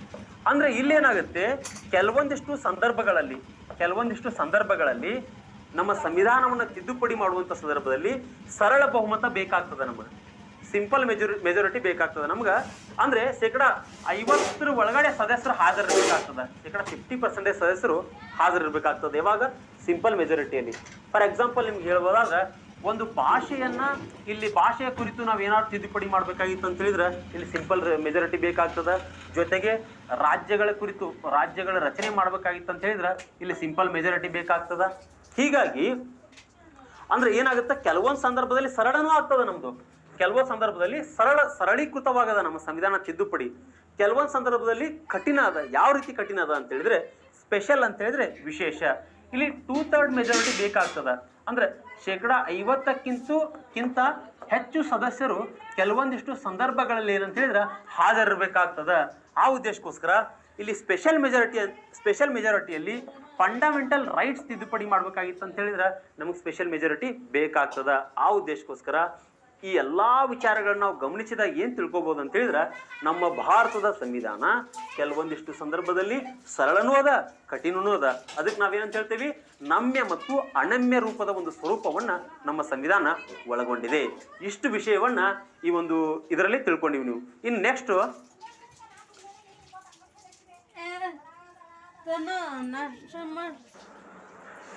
ಮೂರನೇದು ಏನಂತ ಹೇಳಿದ್ರೆ, ಇನ್ನು ಮೂರನೇ ಪಾಯಿಂಟ್ ಏನಂತ ಹೇಳಿದ್ರೆ ಸ್ನೇಹಿತರೆ, ಇಲ್ಲಿ ನಾವೇನ್ ಕರಿತೀವಿ ಅಂತ ಹೇಳಿದ್ರೆ ನಮ್ದು ಪಾರ್ಲಿಮೆಂಟರಿ ಫಾರ್ಮ್ ಆಫ್ ಗೌರ್ಮೆಂಟ್ ಅದ. ಅಂದ್ರ ಸಂಸದೀಯ ಸರ್ಕಾರಿ ವ್ಯವಸ್ಥೆ ನಮ್ಮಲ್ಲಿ ಅದ. ಅಂದ್ರೆ ಏನು ಸಂಸದೀಯ ಸರ್ಕಾರಿ ವ್ಯವಸ್ಥೆ ಅಂತ ಹೇಳಿದ್ರೆ ಇಲ್ಲಿ ಒಂದು ತಲೆ ಒಳಗಡೆ ತಿಳ್ಕೊಡ್ರಿ, ನಮ್ಮಲ್ಲಿ ಪಾರ್ಲಿಮೆಂಟರಿ ಎಲೆಕ್ಷನ್ ನಲ್ಲಿ ಚುನಾವಣೆಗಳು ನಡೀತಾವೆ. ಅಂದ್ರೆ ಚುನಾವಣೆಗಳು ಏನಂತ ಹೇಳಿದ್ರೆ ಜನಜೀವನದ ಒಂದು ಶಕ್ತಿ ಇದ್ದಂತೆ. ಓಕೆ, ಆ ಚುನಾವಣೆಗಳ ಮೂಲಕ ಏನಾಗುತ್ತೆ ನಮ್ಮಲ್ಲಿ ಒಂದು ಮೆಜಾರಿಟಿ ಇರ್ತಕ್ಕಂಥ ಒಂದು ಪಕ್ಷ ಏನಾಗುತ್ತೆ ಅಧಿಕಾರಕ್ಕೆ ಬರುತ್ತೆ. ಮೆಜಾರಿಟಿ ಇರ್ತಕ್ಕಂಥ ಪಕ್ಷ, ಅತಿ ಹೆಚ್ಚು ಬಹುಮತವನ್ನು ಪಡ್ಕೊಂಡಿರ್ತಕ್ಕಂಥ ಪಕ್ಷ ಅಧಿಕಾರಕ್ಕೆ ಬರ್ತದ. ಹಾಗಾದ್ರೆ ಬಹುಮತವನ್ನ ಪಡ್ಕೊಳ್ಳದೆ ಇರ್ತಕ್ಕಂಥ ಪಕ್ಷ ಅಪೋಸಿಟ್ ಪಾರ್ಟಿಯಾಗಿ ವರ್ಕ್ ಮಾಡ್ತದ. ಅಪೋಸಿಟ್ ಪಾರ್ಟಿಯಾಗಿ ವರ್ಕ್ ಮಾಡ್ತದ. ಅಂದ್ರೆ ವಿರೋಧ ಪಕ್ಷವಾಗಿ ಅಧಿಕಾರವನ್ನು ಚಲಾಯಿಸ್ತದ. ಅಂದ್ರೆ ಇದರ ಒಂದು ಇನ್ನೊಂದು ಕೆಲಸ ಏನಂದ್ರ ವಿರೋಧ ಪಕ್ಷದ್ದು work as a shadow, work as a shadow, work as a shadow ಅಂತೇಳಿ ನಾವು ಕರಿತೀವಿ. ಅಂದ್ರೆ ಈ ವಿರೋಧ ಪಕ್ಷದ ಕೆಲಸ ಏನಂತ ಹೇಳಿದ್ರ ಸರ್ಕಾರಿ ಮಾಡ್ತಕ್ಕಂತಹ ಕೆಲಸವನ್ನ, ಸರ್ಕಾರ ಇಟ್ ಮೀನ್ಸ್ ಅಧಿಕಾರದಲ್ಲಿರ್ತಕ್ಕಂಥ ಪಕ್ಷ ಮಾಡ್ತಕ್ಕಂಥ ಕೆಲಸವನ್ನ ಈ ವಿರೋಧ ಪಕ್ಷ ಏನ್ ಮಾಡ್ಬೋದು, ನೆರಳಿನಂತೆ ಹಿಂಬಾಲಿಸುವುದರ ಜೊತೆಗೆ ಏನಂತ ಹೇಳಿದ್ರ ಟೀಕೆ ಟಿಪ್ಪಣಿಗಳನ್ನ ಮಾಡ್ತಕ್ಕಂಥ ಕೆಲಸ ವಿರೋಧ ಪಕ್ಷದ್ದು. ಹಾಗಾದ್ರೆ ಇನ್ನೂ ಒಂದು ಅಂಶ ನಿಮಗೆ ಕ್ಲಿಯರ್ ಆಯ್ತು. ಇನ್ನು ಸೆಕೆಂಡ್ ಇನ್ನೂ ಒಂದು ಅಂಶ ಏನಂತ ಹೇಳಿದ್ರೆ ನಾವು ಇಲ್ಲಿ ಸಂವಿಧಾನವನ್ನ ಕುರಿತು ಹೇಳಬೇಕಾಗಿತ್ತು ಅಂತ ಹೇಳಿದ್ರೆ ಇಲ್ಲಿ ನೈಜ ಮತ್ತು ನಾಮಮಾತ್ರ ಕಾರ್ಯಾಂಗವನ್ನು ನಾವು ಕಾಣ್ತೇವೆ. ನೈಜ ಮತ್ತು ನಾಮಮಾತ್ರ ಕಾರ್ಯಾಂಗ. ಇಲ್ಲಿ ನಾಮಮಾತ್ರ ಕಾರ್ಯಾಂಗ ಅಂತ ಹೇಳಿದ್ರೆ ರಾಷ್ಟ್ರಪತಿ ಹೆಡ್ ಇರ್ತಾನೆ. ಓಕೆ, ಇಲ್ಲಿ ನೈಜ ಕಾರ್ಯಾಂಗ ಅಂತ ಹೇಳಿದ್ರೆ ಪ್ರಧಾನಮಂತ್ರಿ ನೈಜವಾಗಿ ರಾಷ್ಟ್ರದ ಆಡಳಿತವನ್ನ ಮಂತ್ರಿ ಮಂಡಲದ ಒಂದು ಸಲಹೆ ಮೇರೆಗೆ ಏನ್ ಮಾಡ್ತಾನೆ, ಪ್ರಧಾನಮಂತ್ರಿ ಕಾರ್ಯವನ್ನು ನಿರ್ವಹಿಸ್ತಾನೆ. ಈ ರೀತಿಯಾಗಿರ್ತಕ್ಕಂಥ ಬ್ಯೂಟಿ ನಮ್ಮ ಸಂವಿಧಾನದಲ್ಲಿ ನಾವು ಕಾಣ್ತೇವಿ. ಹಾಗಾದ್ರೆ ನೈಜ ಮತ್ತು ನಾಮಮಾತ್ರ ಕಾರ್ಯಾಂಗದ ಬಗ್ಗೆ ನೀವು ತಿಳ್ಕೊಂಡ್ವಿ. ಇದ್ರ ಬಗ್ಗೆ ನಿಮ್ಗೆ ಅರ್ಥ ಆಯ್ತು ಅಂತೇಳಿ ನಾನು ಭಾವಿಸ್ಕೊಂಡಿದ್ದೇನೆ. ಇನ್ ನೆಕ್ಸ್ಟ್ ಮುಂದಿಂದು, ಹಾಗಾದ್ರೆ ಇಲ್ಲಿ ಮುಖ್ಯವಾಗಿ ಏನಂತ ಹೇಳಿದ್ರೆ ನಮ್ಮ ಸಂವಿಧಾನದಲ್ಲಿ ನಾವು ದ್ವಿಸದನ ಶಾಸಕಾಂಗವನ್ನು ಕಾಣ್ತೇವೆ. ಅಂದ್ರೆ ಬೈ ಕ್ಯಾಮರಲಿಸಮ್ ಅಂತೇಳಿ ಕರಿತೀವಿ ನಾವು ಇದನ್ನು, ಬೈ ಕ್ಯಾಮರಲಿಸಮ್ ಅಂತೇಳಿ ಕರಿತೀವಿ. ಅಂದ್ರೆ ಇಲ್ಲಿ ನಮ್ಮ ಸಂವಿಧಾನ ರಚನಾಕಾರರಿಗೆ ಗೊತ್ತಿತ್ತು. ಯಾಕಂತ ಹೇಳಿದ್ರೆ ಇಲ್ಲಿ ಭಾರತ ವಿಶಾಲತೆಯಿಂದ ತುಂಬಾ ದೊಡ್ಡದಾಗಿರ್ತಕ್ಕಂಥ ರಾಷ್ಟ್ರ. ಇಲ್ಲಿ ಒಂದೇ ಕೇಂದ್ರೀಕೃತ ಆಡಳಿತ ಇತ್ತು ಅಂತ ಹೇಳಿದ್ರೆ ಆಡಳಿತ ಸುಗಮವಾಗಿ ನಡ್ಲಿಕ್ಕೆ ಸಾಧ್ಯ ಇಲ್ಲ ಅಂತ ತಿಳ್ಕೊಂಡು ಇಲ್ಲಿ ಏನಾಯ್ತು ಅಂತ ಹೇಳಿದ್ರೆ ಮುಖ್ಯವಾಗಿ ದ್ವಿಸದನ ಅಂತ ಹೇಳಿದ್ರೆ ಇಲ್ಲಿ ಕೆಳಮನೆ ಮತ್ತು ಮೇಲ್ಮನೆಗಳನ್ನ ನಾವು ಕಾಣ್ತೇವೆ. ಕೆಳಮನೆ ಮತ್ತು ಮೇಲ್ಮನೆಗಳನ್ನ ಕಾಣ್ತೇವಿ. ಇಲ್ಲಿ ಮೇಲ್ಮನೆ ಸಭೆ, ಓಕೆ, ರಾಜ್ಯಸಭೆ. ಇಲ್ಲಿ ಕೆಳಮನೆ ಅಂತ ಹೇಳಿದ್ರೆ ಲೋಕಸಭೆ. ಈ ರೀತಿ ಸಿಸ್ಟಮ್ ಅನ್ನು ನಾವು ಕಾನ್ಸ್ಟಿಟ್ಯೂಷನ್ ಅಲ್ಲಿ ಕಾಣ್ತೇವಿ, ಲೋಕಸಭೆ. ಹಾಗಾದ್ರೆ ಇಲ್ಲಿ 545 ಜನ, ಓಕೆ, ಇಲ್ಲಿ 250 ಜನ. ಓಕೆ, ಇದನ್ನ ನಾವು ಹಿರಿಯರ ಸದನ ಅಂತ ಕರಿತೀವಿ. ಹಿರಿಯರ ಸದನ ಅಂತ ಕರಿತೀವಿ. ಇದನ್ನ ಜನತಾ ಸಭೆ ಅಂತ ಕರಿತೀವಿ ನಾವು, ಜನತಾ ಸಭೆ ಅಂತೇಳಿ ಕರಿತೀವಿ. ಅಂದ್ರೆ ಈ ರೀತಿಯಾಗಿರ್ತಕ್ಕಂಥ ಸಿಸ್ಟಮ್ ಅನ್ನ ನಾವು ದ್ವಿಸದನ ಶಾಸಕಾಂಗದಲ್ಲಿ ಕಾಣ್ತೇವಿ. ಕೆಳಮನೆ ಮತ್ತು ಮೇಲ್ಮನೆ ಅಂತಕ್ಕಂಥ ಎರಡು ವ್ಯವಸ್ಥೆಯನ್ನು ನಾವು ಕಾಣ್ತೇವಿ. ಇಲ್ಲಿ ಲೋಕಸಭೆಯಲ್ಲಿ ಏನಾಗುತ್ತೆ ಅಂತ ಹೇಳಿದ್ರೆ ಡೈರೆಕ್ಟ್ ಆಗಿ ಏನಾಗುತ್ತಾ, ಎದಕ್ಕೆ ಯಾರಿಗೆ ರೆಸ್ಪಾನ್ಸಿಬಲ್ ಇರುತ್ತೆ ಅಂತ ಹೇಳಿದ್ರೆ ಇದು ಜನರಿಗೆ ರೆಸ್ಪಾನ್ಸಿಬಲ್ ಇರುತ್ತೆ. ರಾಜ್ಯಸಭೆ ಹಿರಿಯರ ಸದನ ಇದು. ಓಕೆ, ಈ ರೀತಿಯಾಗಿರ್ತಕ್ಕಂಥ ದ್ವಿಸದನ ಶಾಸಕಾಂಗವನ್ನು ನಾವು ಭಾರತದ ಸಂವಿಧಾನದಲ್ಲಿ ಕಾಣಬಹುದು. ಓಕೆ, ನೆಕ್ಸ್ಟ್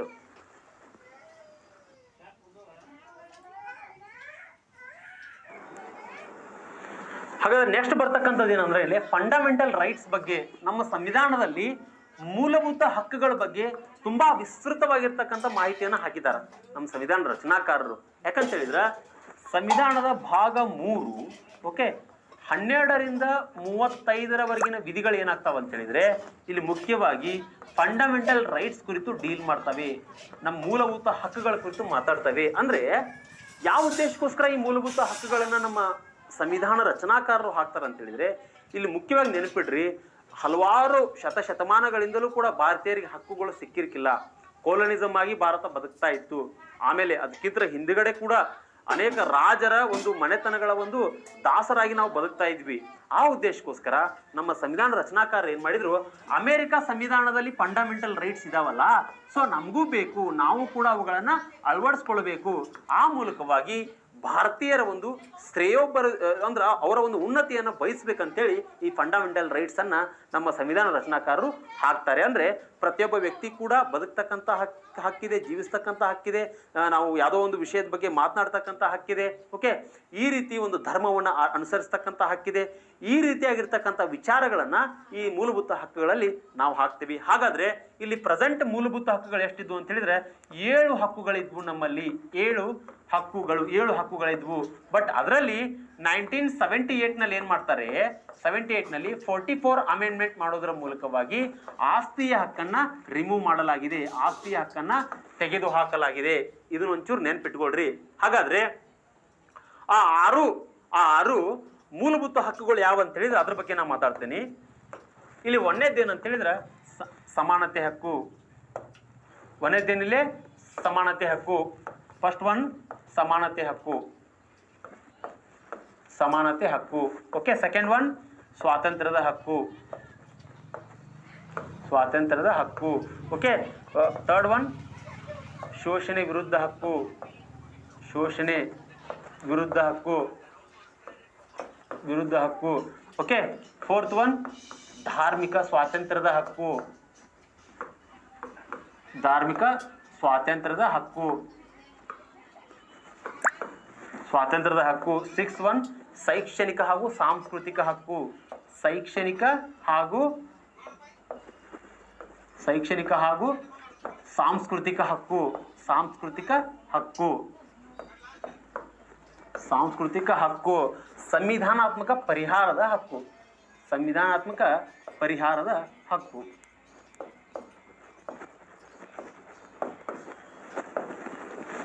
ಸಂವಿಧಾನಾತ್ಮಕ ಪರಿಹಾರದ ಹಕ್ಕುಗಳನ್ನ, ಈ ರೀತಿ 6 ಹಕ್ಕುಗಳನ್ನ ನಮ್ಮ ಸಂವಿಧಾನದಲ್ಲಿ ನಾವು ಕಾಣ್ತೇವೆ, ನೆನ್ಪಿಟ್ಕೊಳ್ರಿ.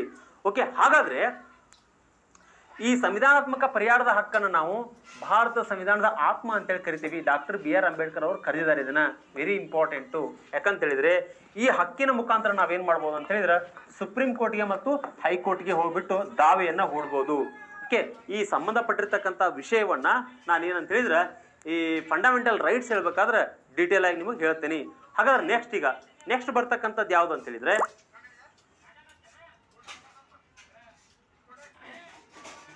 ಇಲ್ಲಿ ನೆಕ್ಸ್ಟ್ ಬರ್ತಕ್ಕಂಥದ್ದು ಯಾವ್ದು ಅಂತ ಹೇಳಿದ್ರೆ ರಾಜ್ಯ ನೀತಿ ನಿರ್ದೇಶಕ ತತ್ವಗಳು, ಡೈರೆಕ್ಟಿವ್ ಪ್ರಿನ್ಸಿಪಲ್ ಅಂತೇಳಿ ಕರಿತೀವಿ ನಾವು ಇದನ್ನ. Directive principle of state policy ಅಂತೇಳಿ ಕರಿತೀವಿ. ಇದನ್ನ ಶಾರ್ಟ್ಕಟ್ ಆಗಿ DPSP ಅಂತೇಳಿ ಕರಿತೀವಿ ನಾವು, DPSP ಅಂತೇಳಿ ಕರಿತೀವಿ.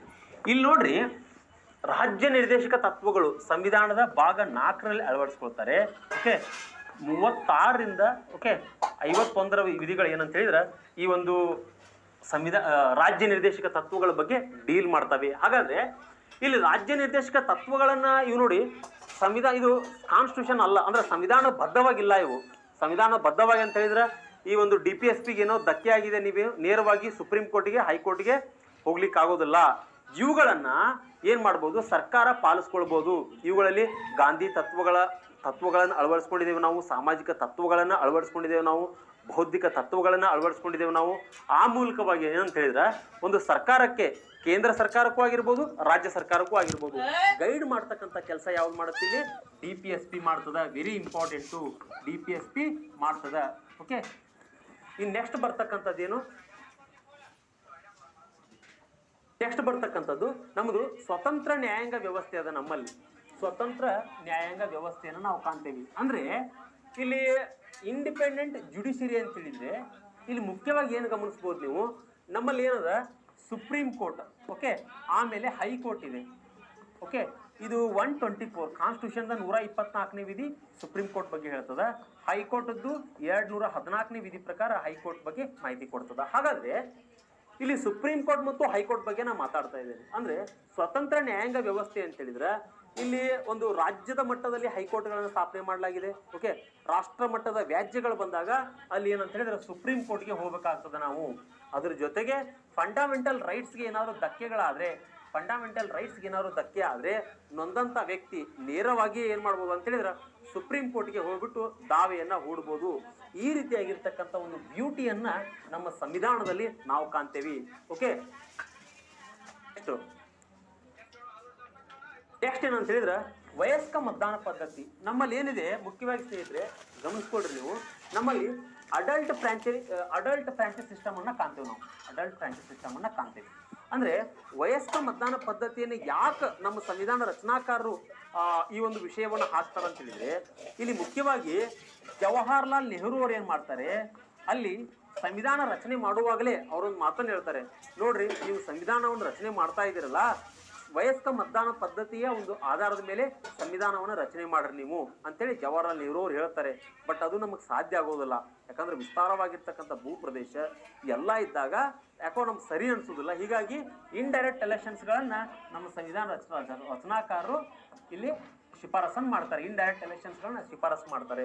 ಇದೆಲ್ಲವುಗಳನ್ನ ಗಮನ ಇಟ್ಕೊಂಡು ನಮ್ಮಲ್ಲಿ ಏನಾಗುತ್ತೆ ಅಂತ ಹೇಳಿದ್ರೆ ಇಲ್ಲಿ ವಯಸ್ಕ ಮತದಾನ ಪದ್ಧತಿಯನ್ನ ಜಾರಿಗೆ ತರಲಾಗ್ತದೆ. ಅಂದ್ರೆ ಯಾವುದೇ ಜಾತಿ ಧರ್ಮ ಲಿಂಗ ತಾರತಮ್ಯ ಯಾವುದು ಇಲ್ಲದೇನೆ ನಾವೇನ್ ಮಾಡ್ಬೋದು, ಒಬ್ಬ ವ್ಯಕ್ತಿ 18 ವಯಸ್ಸು ಪೂರೈಸಿರ್ತಕ್ಕಂಥ ವ್ಯಕ್ತಿ ನೇರವಾಗಿ ಮತಗಟ್ಟೆಗೆ ಹೋಗ್ಬಿಟ್ಟು ಮತವನ್ನ ಚಲಾಯಿಸ್ತಕ್ಕಂಥ ಒಂದು ಪದ್ಧತಿಯನ್ನ ವಯಸ್ಕ ಮತದಾನ ಪದ್ಧತಿ ಅಂತೇಳಿ ನಾವು ಕರಿತೀವಿ. Okay, next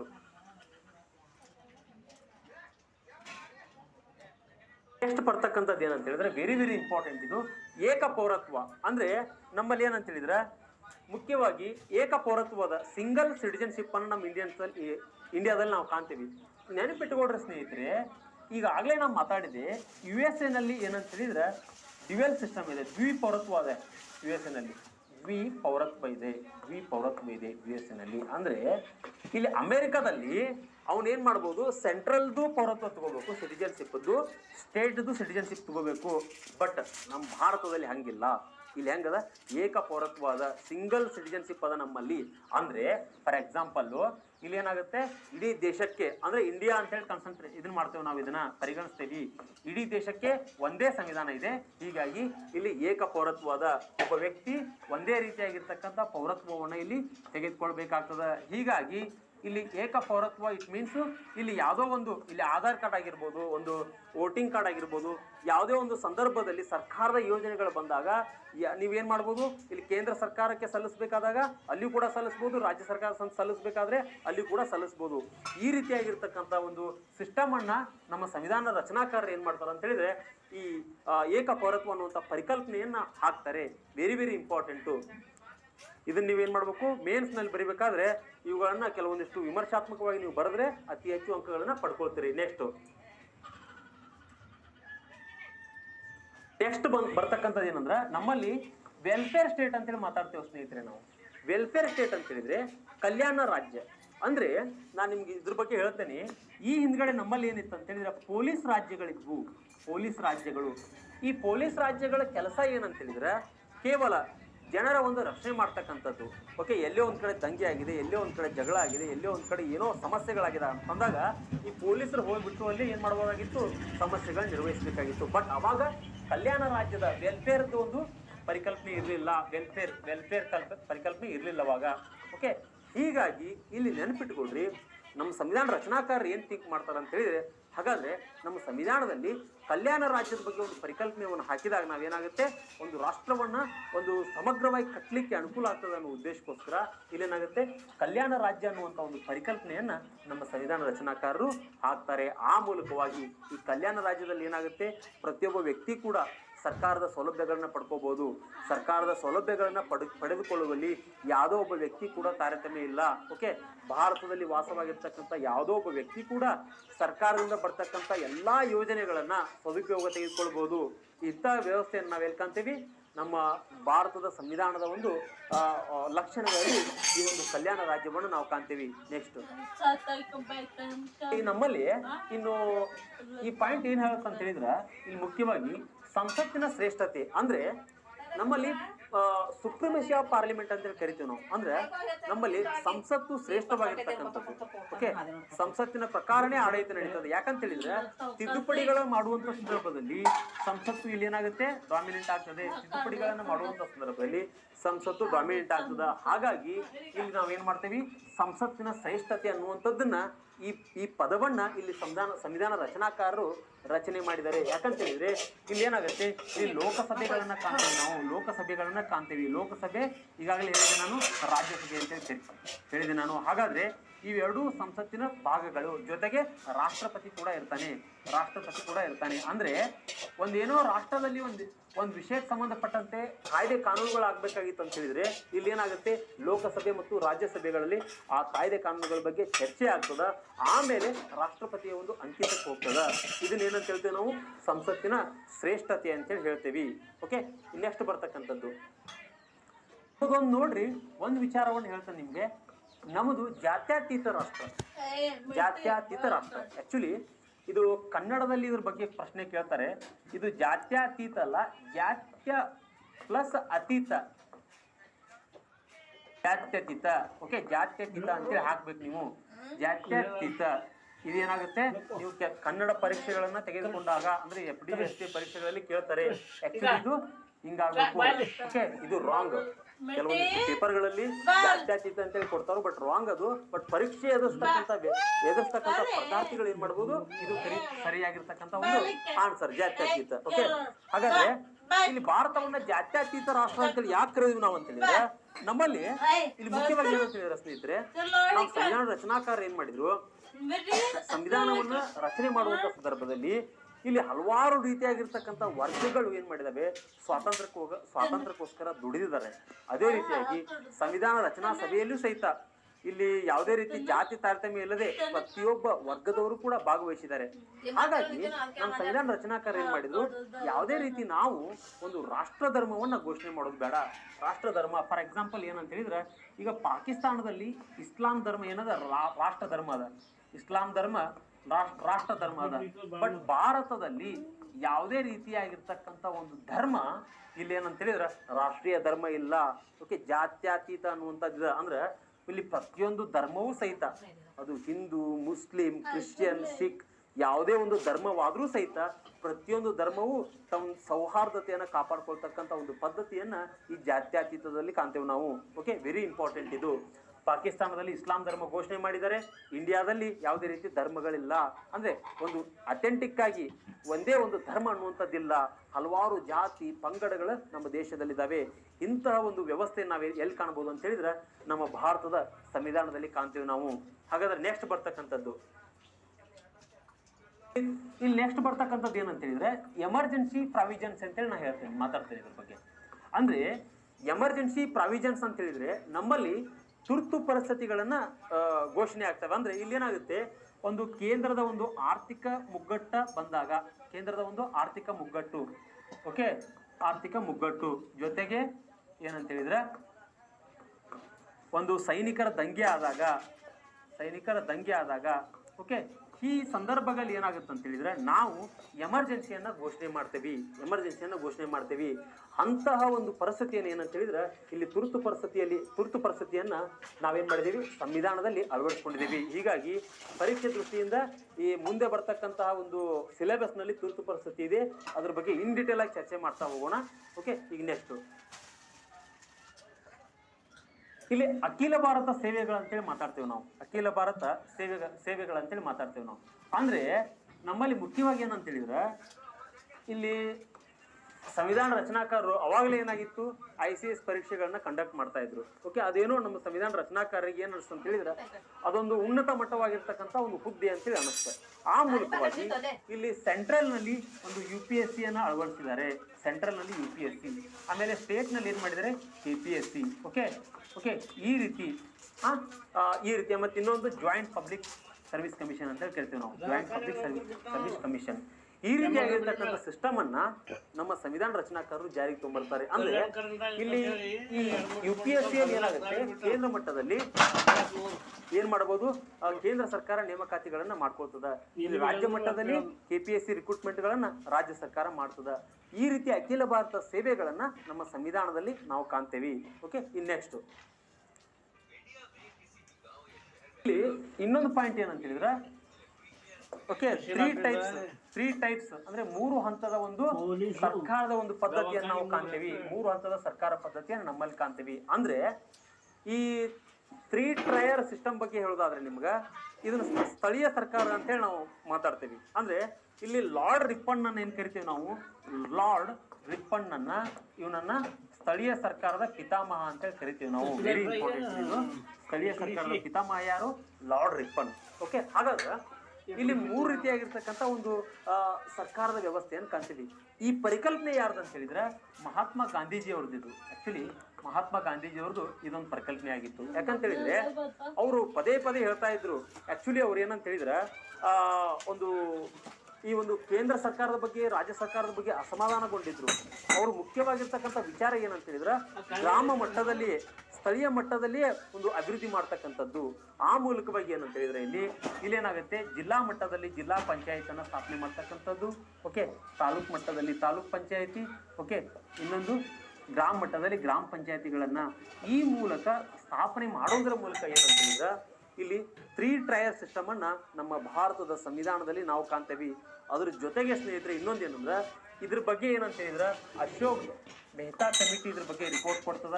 Ashok Mehta committee ಇದ್ರ ಬಗ್ಗೆ ಹೇಳುತ್ತಾ.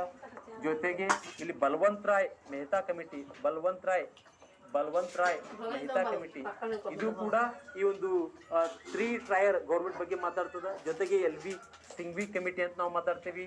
ಓಕೆ, ಈ ರೀತಿ ಕೆಲವೊಂದಿಷ್ಟು ಕಮಿಟಿಗಳದಾವ. ಅವುಗಳನ್ನ ಏನಂತ ಹೇಳಿದ್ರೆ ಸ್ಥಳೀಯ ಸರ್ಕಾರ ಹೇಳುವಂತ ಸಂದರ್ಭದಲ್ಲಿ ಡಿಟೇಲ್ ಆಗಿ ನಾವು ಮಾತಾಡ್ತಾ ಹೋಗ್ತೀನಿ. ಅಂದ್ರೆ ಸಂವಿಧಾನ ಇಷ್ಟಕ್ಕೊಂದು ಅಂಶಗಳನ್ನ ತನ್ನ ಒಡಲಲ್ಲಿ ತುಂಬಿಕೊಂಡಿದೆ ಅನ್ನುವಂಥ ವಿಚಾರದಲ್ಲಿ ನಾ ಹೇಳುವಂತ ಸಂದರ್ಭದಲ್ಲಿ ಈ ವಿಚಾರಗಳನ್ನ ಅಭಿವ್ಯಕ್ತಪಡಿಸ್ಬೇಕಾಗ್ತದ. ಇನ್ ನೆಕ್ಸ್ಟ್ ಮೂಲಭೂತ ಕರ್ತವ್ಯಗಳು. ಇಲ್ಲಿ ಫಂಡಮೆಂಟಲ್ ಡ್ಯೂಟೀಸ್ ಅಂತೇಳಿ ನಾವು ಮಾತಾಡ್ತೇವೆ. ಅಂದ್ರೆ ಫಂಡಮೆಂಟಲ್ ಡ್ಯೂಟೀಸ್ ಅಂತ ಹೇಳಿದ್ರೆ ಇಲ್ಲಿ ಮುಖ್ಯವಾಗಿ ಏನಂತ ಹೇಳಿದ್ರೆ ಇಲ್ಲಿ ನೋಡ್ರಿ, ಪ್ರತಿಯೊಬ್ಬ ಭಾರತೀಯನೂ ಕೂಡ ಓಕೆ ಮೂಲಭೂತ ಕರ್ತವ್ಯಗಳನ್ನ ಪಾಲಿಸಲೇಬೇಕು. ಫಾರ್ ಎಕ್ಸಾಂಪಲ್ ಏನಂತ ಹೇಳಿದ್ರೆ ಸಂವಿಧಾನಕ್ಕೆ ಗೌರವ ಕೊಡ್ತಕ್ಕಂಥದ್ದು, ಓಕೆ, ಜೊತೆಗೆ ರಾಷ್ಟ್ರಗೀತೆಯನ್ನ ಗೌರವಿಸ್ತಕ್ಕಂಥದ್ದು, ಭಾರತದ ನದಿಗಳನ್ನ ಸರೋವರಗಳನ್ನ ಕಾಪಾಡ್ತಕ್ಕಂಥದ್ದು. ಓಕೆ, ಈ ರೀತಿಯಾಗಿರ್ತಕ್ಕಂಥ ಒಂದು ಮೂಲಭೂತ ಕರ್ತವ್ಯಗಳನ್ನ ಭಾರತದಲ್ಲಿ ವಾಸ ಆಗ್ತಕ್ಕಂಥ ಪ್ರತಿಯೊಬ್ಬ ವ್ಯಕ್ತಿ ಸಹಿತ ಮಾಡಲೇಬೇಕು. ಇದರ ಸಂವಿಧಾನದ 51ನೇ ಏನಲ್ಲಿ ಇವುಗಳನ್ನ ಕಾಣ್ತೇವೆ ನಾವು, ಫಂಡಮೆಂಟಲ್ ಡ್ಯೂಟೀಸ್ಗಳನ್ನ. ಇದು ತುಂಬಾ ಅವಶ್ಯಕ ಆಗಿದೆ. ಓಕೆ, ಈ ರೀತಿ ಇದ್ರ ಬಗ್ಗೆ ಪ್ರಶ್ನೆಗಳನ್ನು ಕೇಳಿದಾಗ ಇವುಗಳನ್ನ ಈ ರೀತಿ ಡಿಸ್ಕ್ರಿಪ್ಟಿವ್ ಆಗಿ ಕ್ರಿಟಿಸಮ್ ಮಾಡ್ತಾ ನೀವು ಬರಿತಾ ಹೋದ್ರೆ ಏನ್ ಮಾಡ್ಬೋದು, ಮೇನ್ಸ್ ನಲ್ಲಿ ಅತಿ ಹೆಚ್ಚು ಅಂಕಗಳನ್ನ ಪಡ್ಕೊಳ್ಬಹುದು. ಇನ್ನೆಷ್ಟು ಬರ್ತಕ್ಕಂಥ ಇಲ್ಲಿ ನೋಡ್ರಿ,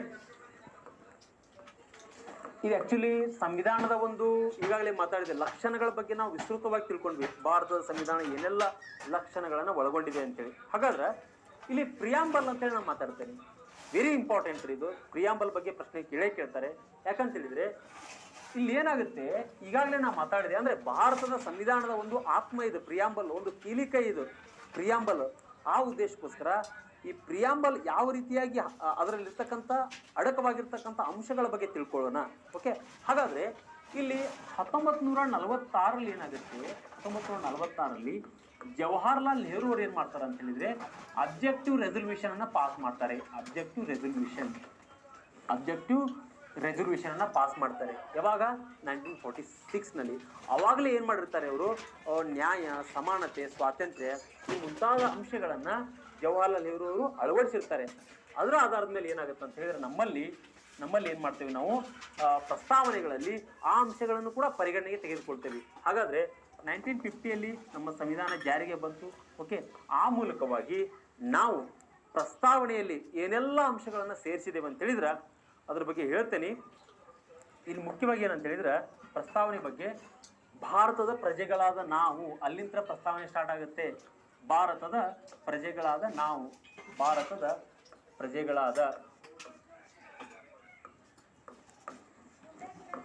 ಇಲ್ಲಿಂದ ಸ್ಟಾರ್ಟ್ ಆಗುತ್ತೆ. ಯಾಕಂತ ಹೇಳಿದ್ರೆ ಪ್ರಶ್ನೆ ಕೇಳಿದರೆ ಪ್ರಸ್ತಾವನೆಯ ಪ್ರಾರಂಭಿಕ ಹಂತ ಯಾವುದು ಅಂತೇಳಿ ಪ್ರಶ್ನೆ ಕೇಳಿದರೆ ಆ ಉದ್ದೇಶಕ್ಕೆ ಭಾರತದ ಪ್ರಜೆಗಳಾದ ನಾವು ಅಲ್ಲಿಂದ ಸ್ಟಾರ್ಟ್ ಆಗುತ್ತೆ. ಅಂದ್ರೆ ಭಾರತದ ಪ್ರಜೆಗಳಾದ ನಾವು ಭಾರತವನ್ನ ಸಾರ್ವಭೌಮ, ಸಮಾಜವಾದಿ, ಜಾತ್ಯತೀತ ಗಣರಾಜ್ಯ ಆಗಿಸುವುದರ ಜೊತೆಗೆ ಇಲ್ಲಿರ್ತಕ್ಕಂಥ ಎಲ್ಲಾ ವ್ಯಕ್ತಿಗಳಿಗೂ ಸಹಿತ ನ್ಯಾಯ, ಸ್ವಾತಂತ್ರ್ಯ, ಸಮಾನತೆಯನ್ನ ನೀಡುವುದರ ಮೂಲಕವಾಗಿ ನಾವೇನಂತ ಹೇಳಿದ್ರೆ 1949 ಓಕೆ ನವೆಂಬರ್ 26ರಂದು ಏನಂತ ಹೇಳಿದ್ರೆ ನಾವು ಸಂವಿಧಾನಕ್ಕೆ ಅಂಗೀಕಾರ ಮಾಡ್ತೇವೆ, ಸಂವಿಧಾನಕ್ಕೆ ಅರ್ಪಣೆ ಮಾಡ್ತೇವೆ, ಸಂವಿಧಾನವನ್ನ ಅಂಗೀಕರಿಸ್ಕೊಳ್ತೇವೆ ನಾವು ಅನ್ನುವಂತಹ ಒಂದು ವಿಚಾರಗಳನ್ನ ಪ್ರಸ್ತಾವನೆ ಒಳಗೊಂಡಿದೆ. ಹೀಗಾಗಿ ಪ್ರಸ್ತಾವನೆ ತುಂಬಾ ಇಂಪಾರ್ಟೆಂಟು.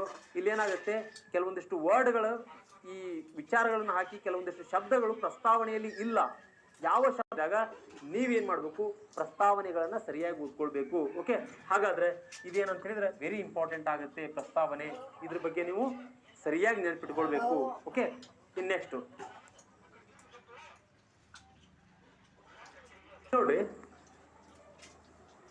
ಇಲ್ಲಿ ಪ್ರಸ್ತಾವನೆಯಲ್ಲಿ ಅಂಶಗಳು ಏನೇನದಾವು ವೆರಿ ಇಂಪಾರ್ಟೆಂಟ್. ನಾನು ಈಗಾಗಲೇ ಹೇಳಿದೆ. ಆಕ್ಚುಲಿ ಅದನ್ನ ನಿಮಗೆ ಭಾರತದ ಪ್ರಜೆಗಳಾದ ನಾವು ಭಾರತವನ್ನ ಸಾರ್ವಭೌಮ, ಸಮಾಜವಾದಿ, ಜಾತ್ಯತೀತ ಗಣರಾಜ್ಯವನ್ನಾಗಿಸುವುದರ ಜೊತೆಗೆ ಓಕೆ ಇಲ್ಲಿರ್ತಕ್ಕಂಥ ಎಲ್ಲಾ ವ್ಯಕ್ತಿಗಳಿಗೂ ನಾಗರಿಕರಿಗೂ ನ್ಯಾಯ, ಸ್ವಾತಂತ್ರ್ಯ, ಸಮಾನತೆ, ಭ್ರಾತೃತ್ವಗಳನ್ನ ನೀಡುವುದರ ಮೂಲಕ ಭ್ರಾತೃತ್ವಗಳನ್ನು ನೀಡುವುದರ ಮೂಲಕ ನಮಗೆ ನಾವೇ ಅರ್ಪಿಸಿಕೊಳ್ಳುತ್ತೇವೆ ಅನ್ನುವಂಥದ್ದು ಪ್ರಸ್ತಾವನೆ. ಹಾಗಾದ್ರೆ ಆ ಪ್ರಸ್ತಾವನೆ ಹೇಳಿದಾಗ ಅದರಲ್ಲಿ ಕೆಲವೊಂದು ಶಬ್ದಗಳನ್ನ ಬಳಕೆ ಮಾಡಿದೆ. ಅಂದ್ರೆ ಸಾರ್ವಭೌಮ, ಸಮಾಜವಾದಿ, ಜಾತ್ಯತೀತ, ಗಣರಾಜ್ಯ ಅಂದ್ರೆ ಏನು, ಓಕೆ, ಅದ್ರ ಬಗ್ಗೆ ಏನ್ ಮಾಡೋಣ ಅಂತ ಹೇಳಿದ್ರೆ ಇಲ್ಲಿ ನಾವು ಚರ್ಚೆ ಮಾಡೋಣ. ನೆಕ್ಸ್ಟ್ ಹಾಗಾದ್ರೆ ಇಲ್ಲಿ ಏನ್ ತಿಳ್ಕೊಬಹುದು ಅಂತ ಹೇಳಿದ್ರೆ ನಾವು ಒಂದನೇದು ಸಾರ್ವಭೌಮ ಅನ್ನುವಂಥ ಪದವನ್ನ ಬಳಕೆ ಮಾಡಿದ್ರೆ, ಅಂದ್ರೆ ಇಲ್ಲಿ India is a sovereign country. India is a sovereign country. ಒಂದ್ ನೆನ್ಪಿಟ್ಕೊಡ್ರಿ, ಬಿಫೋರ್ ಇಂಡಿಪೆಂಡೆನ್ಸ್ ಭಾರತ ಏನಾಗಿತ್ತು, ಒಂದು ಕೊಲೋನಿಸಂ ರಾಷ್ಟ್ರ ಆಗಿತ್ತು, ಸಾಮ್ರಾಜ್ಯಶಾಹಿಯ ಒಂದು ಹಿಡಿತದೊಳಗಡೆ ಇತ್ತು. ಅವಾಗ ಭಾರತಕ್ಕೆ ಸ್ವಂತ ರೀತಿಯಲ್ಲಿ ಯಾವುದೇ ರೀತಿಯಾಗಿರ್ತಕ್ಕಂಥ ನಿರ್ಧಾರಗಳನ್ನ ತೆಗೆದುಕೊಳ್ತಕ್ಕಂಥ ಒಂದು ವ್ಯವಧಾನ ಇರಲಿಲ್ಲ, ಶಕ್ತಿ ಸಾಮರ್ಥ್ಯಗಳಿರಲಿಲ್ಲ. ಆದರೆ ಯಾವಾಗ ಭಾರತ ಸ್ವತಂತ್ರಗೊಳ್ಳುತ್ತೋ, ಸ್ವತಂತ್ರಗೊಂಡಾದ ಮೇಲೆ ಭಾರತ ಏನಂತ ಹೇಳಿದ್ರೆ ಆಂತರಿಕವಾಗಿ ಜೊತೆಗೆ ಬಾಹ್ಯವಾಗಿ ಯಾವುದೇ ಒಂದು ರಾಷ್ಟ್ರದ ಹಿಡಿತದಲ್ಲಿ ಭಾರತ ಇಲ್ಲ. ಭಾರತ ಏನ್ ಮಾಡಬಹುದು, ಸ್ವಂತ ನಿರ್ಧಾರಗಳನ್ನ ಯಾವುದೇ ರಾಷ್ಟ್ರದ ಅಧೀನದಲ್ಲಿ ಅವರ ಕೈ ಕೆಳಗಡೆ ನಾವೇನ್ ಮಾಡಬಹುದು, ಆ ಕೈ ಕೆಳಗಡೆ ಅಧೀನದಲ್ಲಿ ನಾವು ಆ ನಿರ್ಧಾರಗಳನ್ನ ತೆಗೆದುಕೊಳ್ಳುವಂಗಿಲ್ಲ. ನಮ್ಮದೇ ಆಗಿರ್ತಕ್ಕಂಥ ಆಟೋನಮಸ್, ನಮ್ಮದೇ ಆಗಿರ್ತಕ್ಕಂಥ ಸ್ವಂತ ನಿರ್ಧಾರಗಳನ್ನ ತೆಗೆದುಕೊಂಡು ನಾವು ನಿರ್ಧಾರಗಳನ್ನ ತೆಗೆದುಕೊಳ್ಬಹುದು. ಓಕೆ, ಹಾಗಾದ್ರೆ ಇಲ್ಲಿ 1949ರಲ್ಲಿ ಏನಾಗುತ್ತೆ, ಇಂಡಿಯಾ ಕಾಮನ್ವೆಲ್ತ್ ಒಕ್ಕೂಟದ ಒಂದು ಸದಸ್ಯತ್ವವನ್ನು ಪಡ್ಕೊಳ್ತದ. ಬಟ್ ಅದರಿಂದ ಯಾವುದೇ ಕಾರಣಕ್ಕೂ ಭಾರತದ ಒಂದು ಸಾರ್ವಭೌಮಕ್ಕೆ ಧಕ್ಕೆ ಆಗುವುದಿಲ್ಲ. ಇನ್ನೂ ಒಂದು ನೆನ್ಪಿಟ್ಕೊಡ್ರಿ, ಇಲ್ಲಿ ಸಾವರಿನ್ ಅಂತ ಹೇಳಿದ್ರೆ, ಫಾರ್ ಎಕ್ಸಾಂಪಲ್ ಈಗ ಡಾಮಿನೆಂಟ್ ಕಂಟ್ರಿ ಅಂತ ಹೇಳಿದ್ರೆ USA ಅದ, ಓಕೆ, ರಷ್ಯಾ ಅದ, ಓಕೆ, ರಷ್ಯಾ ಅದ. ಹಾಗಾದ್ರೆ ಇಲ್ಲಿ ಏನಾಗುತ್ತೆ, ನಾವು ಫಾರ್ ಎಕ್ಸಾಂಪಲ್ ಈಗ USA ಹೇಳ್ತದ, ರಷ್ಯಾದೊಂದಿಗೆ ಒಂದು ಭಾವನಾತ್ಮಕವಾಗಿ ಆಗಿರ್ಬೋದು, ಒಂದು ನಮ್ಮ ಆರ್ಥಿಕವಾಗಿ ಆಗಿರ್ಬೋದು, ಎಲ್ಲಾ ರೀತಿಯಿಂದಲೂ ಕೂಡ ಒಂದು ಸಂಬಂಧ ನಮ್ಮ ರಷ್ಯಾದೊಂದಿಗೆ ಇದೆ. ಬಟ್ ಇಲ್ಲಿ ರಷ್ಯಾ ಇದ್ರ ಅಮೆರಿಕಾಗೆ ವೈರಿ ರಾಷ್ಟ್ರ. ಹಾಗಾದ್ರೆ USA ಹೇಳುತ್ತೆ, ಹಾಗಾದ್ರೆ ನೀವು ರಷ್ಯಾದೊಂದಿಗೆ ನೀವು ಸ್ನೇಹತ್ವವನ್ನು ಬಳಸ್ಕೊಳಕ್ ಹೋಗ್ಬೇಡ್ರಿ, ಅದರೊಂದಿಗೆ ವ್ಯಾಪಾರವನ್ನು ಮಾಡಬೇಡ್ರಿ ಅಂತಂದಾಗ ನಮ್ಮಲ್ಲಿ ಆ ಪದ್ಧತಿ ಇಲ್ಲ. ಯಾರು ಹೇಳಿರ್ತಕ್ಕಂಥ ಮಾತನ್ನ ಕೇಳ್ತಕ್ಕಂಥ ಪದ್ಧತಿ ನಮ್ಮಲ್ಲಿಲ್ಲ. ಯಾಕಂತ ಹೇಳಿದ್ರ ಭಾರತ ಏನಿಲ್ಲಿ ಆಂತರಿಕವಾಗಿ ಆಗಿರ್ಬೋದು, ಬಾಹ್ಯವಾಗಿ ಆಗಿರ್ಬೋದು, ಸ್ವಂತ ನಿರ್ಧಾರಗಳನ್ನ ತೆಗೆದುಕೊಳ್ಳಿಕ್ಕೆ ಬದ್ಧವಾಗಿದೆ ಭಾರತ ರಾಷ್ಟ್ರ. ಹೀಗಾಗಿ ಯಾವುದೇ ರಾಷ್ಟ್ರ ನಮ್ಗೆ ಗೈಡ್ ಮಾಡಲಿ, ಯಾವುದೇ ರಾಷ್ಟ್ರ ಹಂಗೆ ಮಾಡಬೇಡ್ರಿ, ಹಿಂಗೆ ಮಾಡಬೇಡ್ರಿ ಅಂತ ಹೇಳಿದ್ರು ಸಹಿತ ಅವುಗಳನ್ನು ನಾವು ನಮ್ಮ ಸ್ವಂತ ನಿರ್ಧಾರಕ್ಕೆ ಬಿಟ್ಟಿದ್ದು. ಹೀಗಾಗಿ ನಾವೇನಂತ ಹೇಳಿದ್ರೆ ಸ್ವಂತ ವಿದೇಶಾಂಗ ನೀತಿಯನ್ನು ಅಳವಡಿಸ್ಕೊಂಡಿದ್ದೇವೆ. ಸ್ವಂತ